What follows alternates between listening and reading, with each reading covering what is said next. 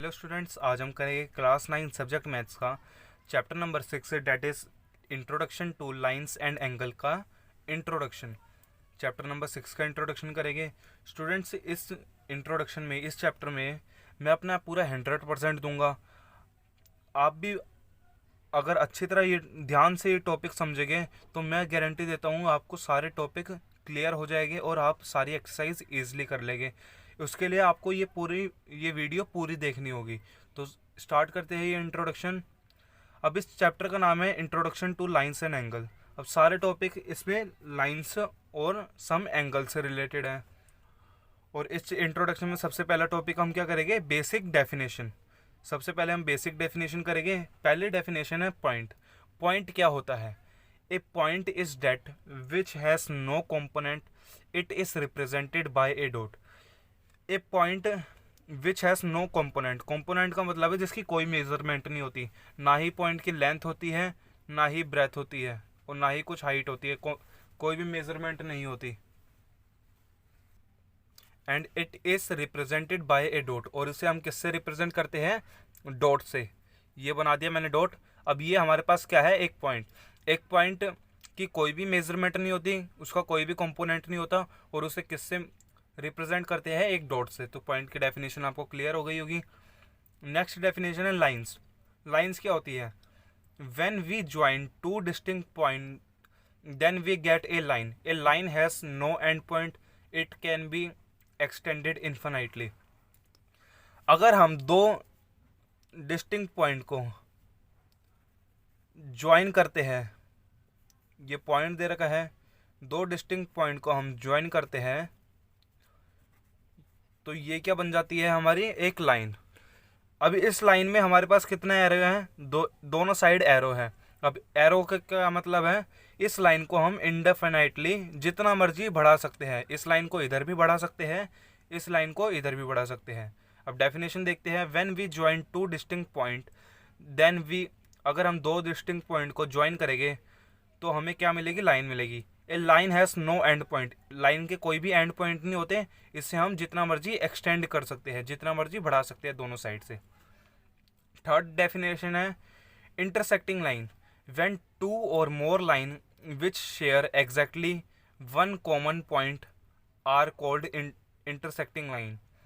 अब intersecting line कौन सी होती है, इस पे समझते हैं। इंटरसेक्टिंग लाइन मीन्स, इंटरसेक्टिंग मतलब कट कर रही है।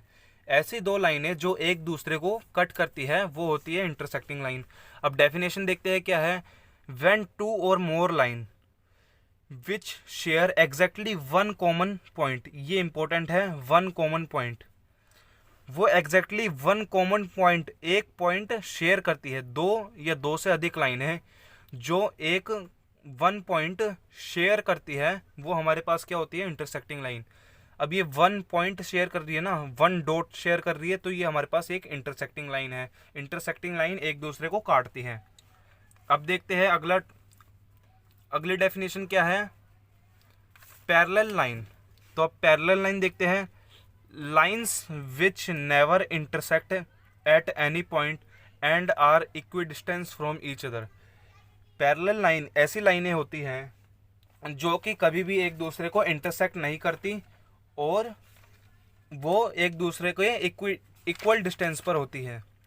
अब एग्जांपल बना के दिखाता हूँ आपको। पैरेलल लाइन, एक ये लाइन है, एक ये लाइन है, तो ये दोनों एक पैरेलल लाइन है। ये कभी भी आगे जाके इंटरसेक्ट नहीं करेगी क्योंकि ये सीधी ऐसे चलती जाएगी, और ये दोनों का डिस्टेंस इक्वल होता है। इधर से भी अगर ये 2 सेंटीमीटर का डिस्टेंस है तो इधर से भी 2 सेंटीमीटर का होगा, इधर से भी 2 सेंटीमीटर का होगा।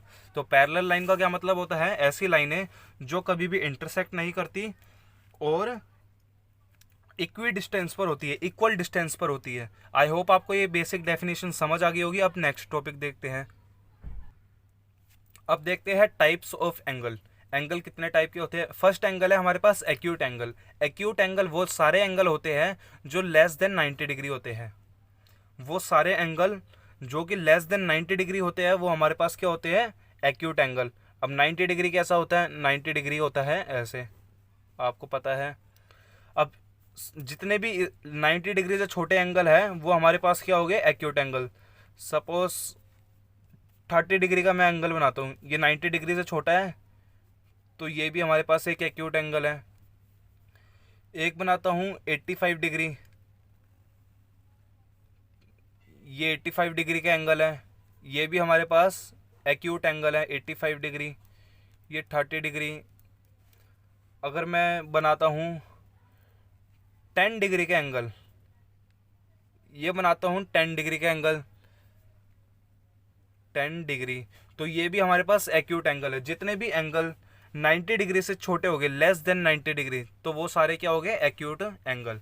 अब इस पे देखते हैं। अब ना, ये है हमारे पास 90 डिग्री का एंगल, ये सेंटर में। अब सारे जितने भी एंगल इस साइड है, डेट इज़ 10 डिग्री, 20, 30, 40, 50, 60, 70, 80, ये सारे हमारे पास क्या है, एक्यूट एंगल। 90 डिग्री से जितने भी छोटे एंगल है वो सारे एक्यूट एंगल है।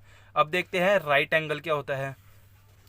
Right angle is equal to 90 degree. Right angle वो एंगल होता है जो कि 90 डिग्री के इक्वल होता है। ये हमारे पास एक राइट एंगल है। अब ये क्या है, ये है 90 डिग्री, ये 90 डिग्री है, तो ये हमारे पास क्या हो जाएगी, राइट एंगल हो जाएगा। राइट एंगल किसके इक्वल होता है, 90 डिग्री के इक्वल। ये समझ आ गया आपको।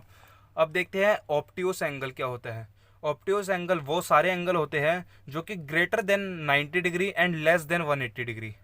अब ऑब्ट्यूस एंगल से पहले आपको एक दूसरा एंगल देखना पड़ेगा, वो एंगल समझना पड़ेगा, उसके बाद हम ऑब्ट्यूस एंगल देखते हैं।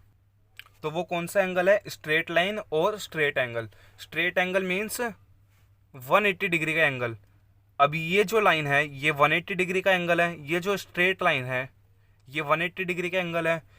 जो स्ट्रेट एंगल होता है वो किसके इक्वल होता है, 180 डिग्री के। तो 180 डिग्री हम कैसे बनाते हैं, 180 डिग्री एक स्ट्रेट लाइन होती है जो कि 180 डिग्री की होती है।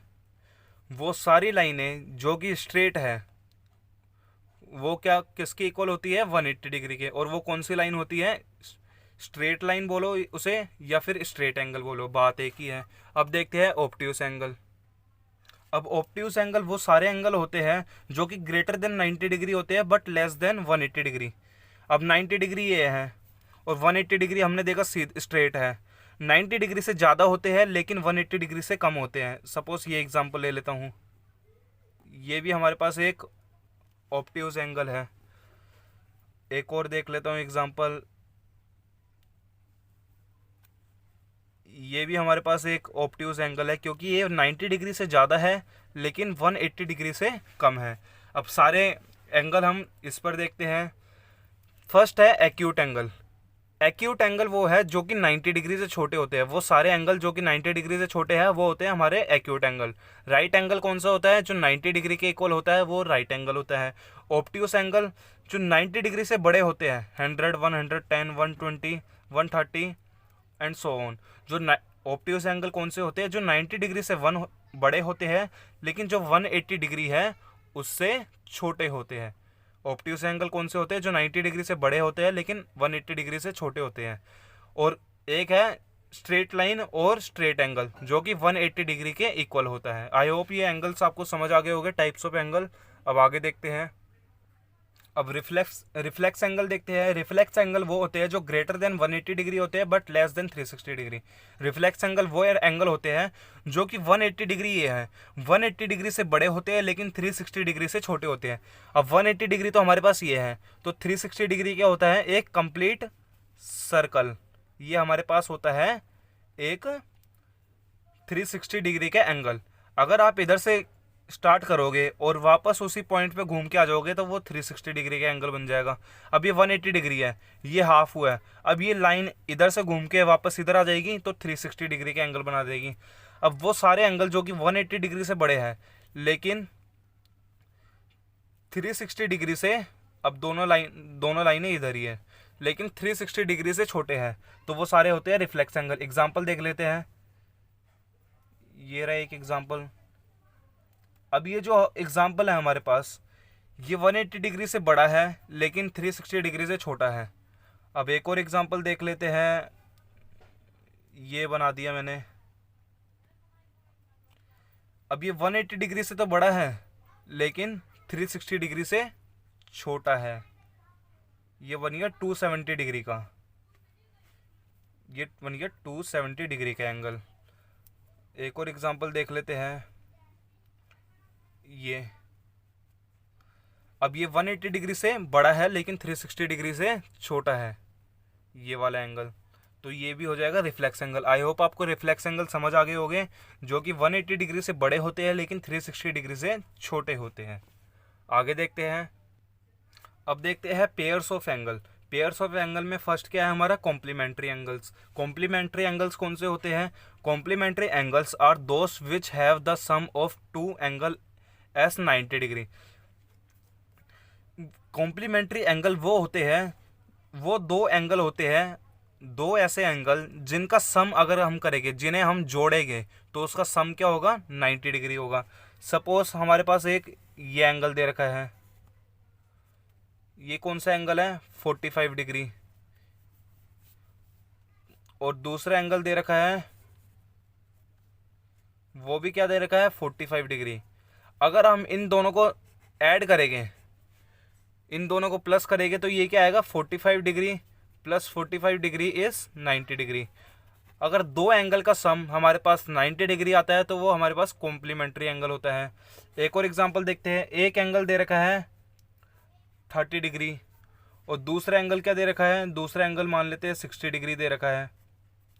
अब फर्स्ट एंगल ये है, सेकेंड एंगल ये है, अगर इन दोनों को हम प्लस करते हैं तो क्या सम आएगा, 30 प्लस 60 इज 90 डिग्री।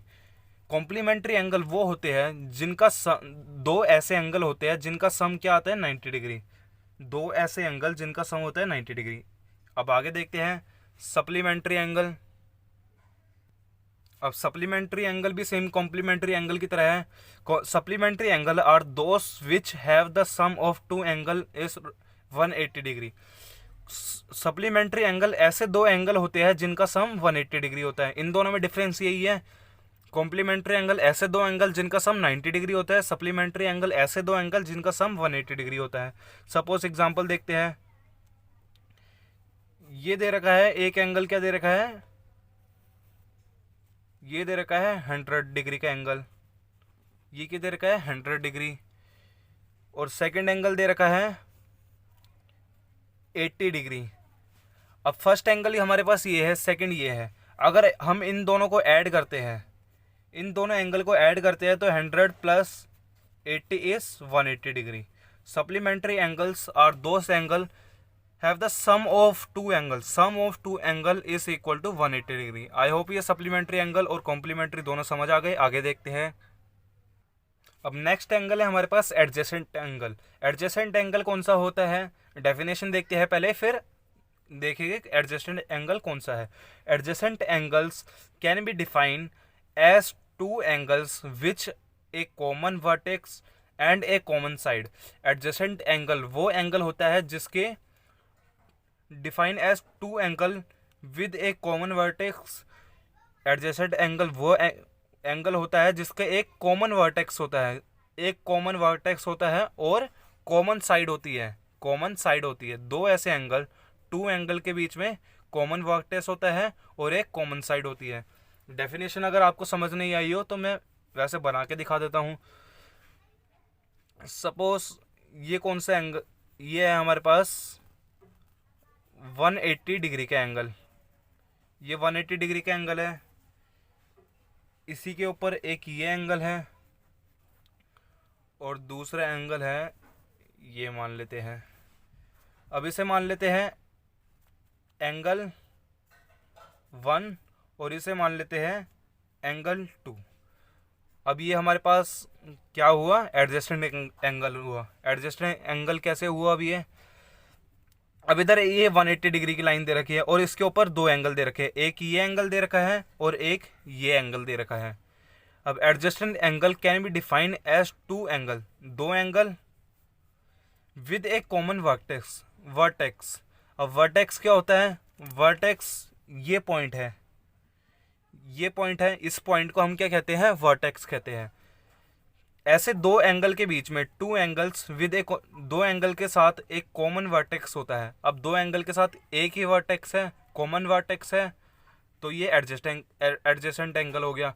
और दूसरी क्या निशानी होती है, एक कॉमन साइड होती है। अब ये एंगल 1 है, ये एंगल 1 है और ये एंगल 2 है, और इसमें कॉमन साइड क्या आ गई, ये बीच वाली।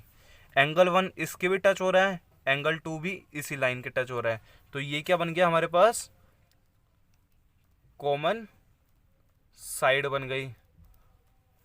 और ये क्या हो गया हमारे पास, कॉमन वर्टेक्स। आई होप आपको समझ आ गया होगा। एडजेसेंट एंगल दो ऐसे एंगल होते हैं, टू एंगल, जिसका एक कॉमन वर्टेक्स होता है और एक कॉमन साइड होती है। अब इधर एंगल 1 था, इधर एंगल 2 था। अब इसमें कॉमन साइड क्या हो गई, ये बीच वाली, क्योंकि एंगल 1 इसके भी टच हो रहा है और एंगल 2 भी सेम लाइन के टच हो रहा है, तो ये कॉमन साइड बन जाएगी और इनका एक कॉमन वर्टेक्स है, तो ये हमारे पास एडजेसेंट एंगल बन जाएगा। इसके लिए हमारे पास दो कंडीशन होती है, अगर ये सेटिस्फाई हो गई तो एडजेसेंट एंगल बन जाएगा। अब आगे देखते हैं। अब देखते हैं sum of linear pair. Sum of linear pair क्या होता है, two adjacent angles that form a straight line, non common sides of a line linear pair form opposite rays. अब इस डेफिनेशन का क्या मतलब है, ध्यान से पढ़ो, two adjacent angle that form a straight line. ये हमारे पास दो एडजेसेंट एंगल दे रखे हैं। एडजेसेंट एंगल कौन से होते हैं, जिनके बीच में एक कॉमन साइड होती है। ये एंगल 1 हो गया, ये एंगल 2 हो गया। Two adjacent angle date form a straight line, दो ऐसे एडजेसेंट एंगल जो कि एक स्ट्रेट लाइन बना रहे हैं। आगे देखते हैं, non common side of a linear pair form opposite rays. अब ये है कॉमन साइड है, ये क्या है, कॉमन साइड है, ये जो बीच वाली लाइन है ये कॉमन साइड है, और ये अनकॉमन है, ये दोनों कॉमन नहीं है, ये बीच में वर्टेक्स दे रखा है, ये कॉमन साइड है और ये अनकॉमन साइड है। जो नॉन कॉमन साइड होती है, मतलब ये दोनों non common side of a linear pair form opposite ray. जो नॉन कॉमन साइड होती है वो अपोजिट रे बनाती है, एक रे इस साइड जा रही है और दूसरी रे इस साइड जा रही है। आई होप आपको समझ आ गया होगा डेफिनेशन का मतलब। अब सम ऑफ लीनियर पेयर और एडजेसेंट एंगल में क्या फ़र्क होता है, क्योंकि एडजेसेंट एंगल भी मैंने ऐसे ही बनाया था। अब एडजेसेंट एंगल जो होता है वो बनता है हमारे पास कुछ इस तरह के, इस तरह से। ये बन गया एंगल 1, ये बन गया एंगल 2, तो ये हमारे पास एडजेसेंट एंगल हो गया। इससे पिछले टॉपिक में ही हम देख के आए एडजेसेंट एंगल का टॉपिक। अब ये है हमारे पास एडजेसेंट एंगल, जो कि सम ऑफ लीनियर पेयर है, वो हमेशा 180 डिग्री की लाइन बनाएगी, एक स्ट्रेट लाइन बनाएगी, और जो एडजेसेंट एंगल है वो कभी भी स्ट्रेट लाइन नहीं बनाएगी, और जो सम ऑफ लीनियर पेयर है वो स्ट्रेट लाइन बनाएगी। तो दोनों में यही फ़र्क है, एडजेसेंट एंगल और सम ऑफ लीनियर पेयर में। सम ऑफ लीनियर पेयर हमेशा स्ट्रेट लाइन बनाएगी और एडजेसेंट एंगल कभी भी स्ट्रेट लाइन नहीं बनाएगी। डिफरेंस समझ में आ गया होगा। अब सम ऑफ लीनियर पेयर में एक वो कंडीशन दे रखी होती है, जो एंगल 1 और एंगल 2 होता है ना, एंगल 1, रेड पेन ले लेता हूँ, angle 1 plus angle 2 is equal to 180 degree, ये हमारे पास है। अब इस 180 डिग्री के लाइन के ऊपर जितने भी एंगल हो गए, इधर तो मैंने दो ही एंगल ले रखे हैं, सपोज इधर 3 एंगल होते तो वो भी 180 डिग्री के। अब इधर दो एंगल दे रखे थे, angle 1 plus angle 2, angle 1 plus angle 2 किसके इक्वल हो जाएगा, 180 डिग्री। 180 डिग्री के इक्वल क्यों होगा, क्योंकि इधर एक स्ट्रेट लाइन दे रखी है। सपोज इधर भी एक ये दे रखा होता, एक और रे दे रखी होती, ये हो गया एंगल 1, ये हो गया एंगल 2 और ये हो गया एंगल 3, तो फिर क्या होता, angle 1 plus angle 2 plus angle 3 किसके इक्वल हो जाता है, 180 डिग्री। जितने भी स्ट्रेट लाइन के ऊपर एंगल हो गए वो 180 डिग्री के इक्वल हो जाएंगे, फ़र्क नहीं पड़ता 2 एंगल है 3 एंगल है। आई होप आपको सम ऑफ लीनियर पेयर समझ आ गया होगा।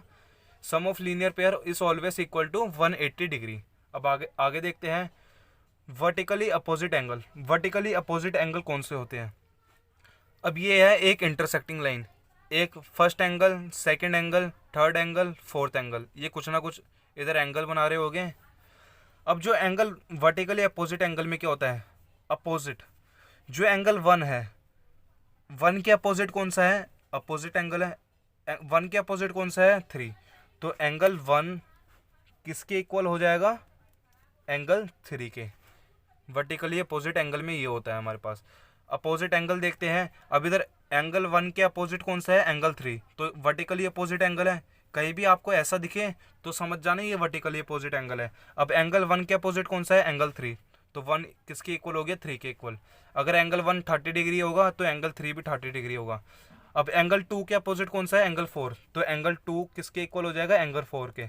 एंगल 2 अगर 60 डिग्री दे रखा है तो एंगल 4 भी 60 डिग्री हो जाएगा। I hope vertically opposite angle का मतलब समझ आ गया। अब आगे देखते हैं। अब देखते हैं कोरस्पॉन्डिंग एंगल। कोरस्पॉन्डिंग एंगल कौन से होते हैं। अब हमारे पास इधर एक पैरेलल लाइन दे रखी है और एक दूसरी तीसरी स्ट्रेट लाइन इन दोनों को कट कर रही है, तो ये एंगल बनाएगी, इंटीरियर और एक्सटीरियर दोनों एंगल बनाएगी। अब ये टोटल 8 एंगल बना रही है। अब देखते हैं कोरस्पॉन्डिंग एंगल कौन सा होता है। कोरस्पॉन्डिंग का मतलब है सेम साइड के एंगल। अब इधर एंगल वन ये ऊपर वाली साइड है, तो सेम नीचे वाली में भी देखेंगे एंगल 1 की जगह कौन सा है, एंगल 5। अब इधर एंगल 4 है, इस साइड पर है, ये इस साइड पर है, इस साइड पर कौन सा है, एंगल 8 है, इस साइड पर कौन सा है, एंगल 3 है, इधर कौन सा है, एंगल 7 है, इधर कौन सा है, एंगल 2 है, इधर कौन सा है, एंगल 6 है। तो कोरस्पॉन्डिंग एंगल में क्या होता है, जो एंगल 1 है, जो ये एंगल 1 है, ये एंगल वन इस साइड पर है, तो एंगल वन किसके इक्वल हो जाएगा, एंगल 5 के इक्वल। ये समझ आ गया होगा आपको। कोरस्पॉन्डिंग एंगल मतलब सेम साइड के एंगल। एंगल 1 इस साइड है, एंगल 5 भी इस साइड है, तो एंगल 1 और एंगल 5 इक्वल हो जाएंगे। एंगल 4 इस साइड है, एंगल 8 भी इस साइड है, तो एंगल 4 और एंगल 8 भी इक्वल हो जाएंगे। एंगल 3 इस वाली साइड है, नीचे वाली साइड के लेफ्ट साइड, और इधर भी देखेंगे नीचे वाली साइड के लेफ्ट साइड, तो ये दोनों इक्वल हो जाएंगे, एंगल 3 और एंगल 7। और इसी तरीके से एंगल 2 और एंगल 6 भी इक्वल हो जाएंगे। आई होप आपको ये समझ आ गया होगा। अब नेक्स्ट देखते हैं कौन सा एंगल है। अब अगला एंगल है हमारे पास alternative interior angle. Alternative interior angle कौन सा होता है। सबसे पहले आपको अल्टरनेट का मतलब पता होना चाहिए। अल्टरनेट का मतलब होता है अपोजिट, और जो हम इससे पहले वाले एंगल देख के आए कोरस्पॉन्डिंग का मतलब होता है सेम साइड। कोरस्पॉन्डिंग का क्या मतलब होता है, ये दिमाग में बैठा लो बात। कोरस्पॉन्डिंग का मतलब सेम साइड, और अल्टरनेट का मतलब अपोजिट साइड वाले एंगल। अब अल्टरनेट इंटीरियर एंगल, अल्टरनेट का मतलब समझ आ गया, अपोजिट एंगल। इंटीरियर का मतलब ये जो अंदर वाले एंगल है, इसके अंदर ये हम मान लेते हैं एक एम लाइन है, ये एन लाइन है। जो लाइन एम और लाइन एन के अंदर जितने भी एंगल है वो सारे इंटीरियर एंगल है। ये जितने भी रेड पेन से लिखे हुए हैं ये इंटीरियर एंगल है। अब अल्टरनेट इंटीरियर एंगल देखते हैं। अब ये है एंगल 3। एंगल 3 किसके इक्वल हो जाएगा, अल्टरनेट का मतलब है अपोजिट। एंगल 3 अगर कोरस्पॉन्डिंग होता तो सेम साइड देखते हम, लेकिन इधर अल्टरनेट है तो एंगल 3 किसके इक्वल हो जाएगा, एंगल 5 के। और इधर इंटीरियर बोला है तो हमें अंदर वाले एंगल देख रहे हैं। अल्टरनेट का मतलब अपोजिट, इंटीरियर का मतलब अंदर वाले एंगल। एंगल 3 किसके इक्वल हो जाएगा, एंगल 5 के। एंगल 2 किसके इक्वल हो जाएगा, एंगल 8 के। एंगल 2 किसके इक्वल हो जाएगा, एंगल 8 के। अगर हमें बोल रखा होता इधर कोरस्पॉन्डिंग का मतलब सेम साइड। अगर कोरस्पॉन्डिंग दे रखा होता तो एंगल 3 एंगल 8 के इक्वल हो जाता, एंगल 2 एंगल 5 के इक्वल हो जाता। लेकिन इधर दे रखा है अल्टरनेट का मतलब है अपोजिट साइड के एंगल, तो एंगल 3 एंगल 5 के इक्वल, एंगल 2 एंगल 8 के इक्वल। आई होप आपको ये समझ आ गया होगा। अब नेक्स्ट एंगल देखते हैं। अब देखते हैं अल्टरनेट एक्सटीरियर एंगल। इससे पहले हमने देखा था अल्टरनेट इंटीरियर एंगल। इंटीरियर का मतलब अंदर था और अल्टरनेट का मतलब अपोजिट। अब इधर है अल्टरनेट एक्सटीरियर एंगल। अल्टरनेट का मतलब तो सेम है, अपोजिट एंगल, लेकिन एक्सटीरियर का मतलब इंटीरियर में अंदर वाले एंगल देखने थे, अब एक्सटीरियर में हमें बाहर के एंगल देखने हैं। ये जो लाइन एम दे रखी है और ये लाइन एन दे रखी है, इसके इंटीरियर एंगल ना देखते हुए हमें क्या देखने हैं, एक्सटीरियर एंगल मतलब बाहर के एंगल। ये रेड पेन से मैंने लिखा हुआ है एंगल 1 एंगल 4 एंगल 7 एंगल 6, ये हमारे पास क्या है, एक्सटीरियर एंगल है। अब अल्टरनेट एक्सटीरियर एंगल, अब जो ये एंगल 1 है, अब एक्सटीरियर एंगल को देखेंगे हम, इंटीरियर एंगल को नहीं देखेंगे क्योंकि इधर एक्सटीरियर बोला है। एंगल 1 है, एंगल 1 किसके इक्वल हो जाएगा, इधर क्या लिखा है, अल्टरनेट लिखा है, मतलब दिमाग में तुरंत आना चाहिए अपोजिट। एंगल 1 किसके इक्वल हो जाएगा, अपोजिट वाला देखना है, एंगल 7 के। एंगल 1 किसके इक्वल हो जाएगा, एंगल 7 के। एंगल 4 किसके इक्वल हो जाएगा, एक्सटीरियर तो हम देख ही रहे एंगल, और अल्टरनेट लिखा है, अल्टरनेट का मतलब हो जाएगा अपोजिट। अब ये वाली साइड ना देख के 4 के अपोजिट साइड कौन सी है, वो वाली, तो एंगल 4 किसके इक्वल हो जाएगा, एंगल 6 के। ये भी समझ आ गया होगा आपको। अब अगला देखते हैं, अगला एंगल। अब लास्ट एंगल देखते हैं, डेट इज को इंटीरियर एंगल। अब स्टूडेंट मैंने आपको बताया था जो अल्टरनेट का मतलब क्या होता है, अपोजिट। कोरस्पॉन्डिंग का मतलब होता है सेम साइड। अब इधर को लिखा है, कोरस्पॉन्डिंग में भी सी ओ को आता है, इधर भी को इंटीरियर एंगल। को का क्या मतलब है, सेम साइड। ये समझ आ गया आपको। और इंटीरियर का क्या मतलब है, अंदर वाले एंगल। अंदर वाले एंगल मीन्स इंटीरियर वाले एंगल। को का मीन्स सेम साइड। अब को इंटीरियर एंगल दे रखे हैं हमें। को interior angle means same side और इंटीरियर एंगल कौन से हो गए हमारे पास, 2, 3, 5, 8। ये रेड पेंसिल जो लिखे हुए हैं ये हमारे पास कौन से हो गए, को इंटीरियर एंगल। अब को का मीन्स है सेम साइड। एंगल 3, सबसे पहले एंगल 3 लेते हैं। एंगल 3 किसके इक्वल हो जाएगा, को का मीन्स सेम साइड। तो एंगल 3 इस साइड है, तो ये वाला एंगल देखेंगे, एंगल 3 हो जाएगा एंगल 8 के इक्वल। हमें इंटीरियर एंगल देखने हैं तो खाली यही वाले एंगल देखेंगे, ये वाले। इतना समझ आ गया आपको। को का मीन्स है सेम साइड, तो सेम साइड के एंगल देखेंगे। एंगल 3 एंगल 8 के इक्वल हो जाएगा। एंगल 2 किसके इक्वल हो जाएगा, एंगल 5 के। एंगल 2 हो जाएगा एंगल 5 के। अब ये सारे एंगल्स इधर ही फिनिश होते हैं। आई होप आपको सारी चीज़ें क्लियर हो गई होगी। अगर आपको वीडियो अच्छी लगी तो लाइक और सब्सक्राइब करिए, और अपने फ्रेंड्स के साथ भी शेयर करिए, ताकि वो भी अच्छी तरह अपने टॉपिक्स को क्लियर कर सके। और जो आने वाली एक्सरसाइज, आपने ये इंट्रोडक्शन पूरा देख लिया तो आने वाली एक्सरसाइज आपको बहुत ईजी लगने वाली है। Thank you for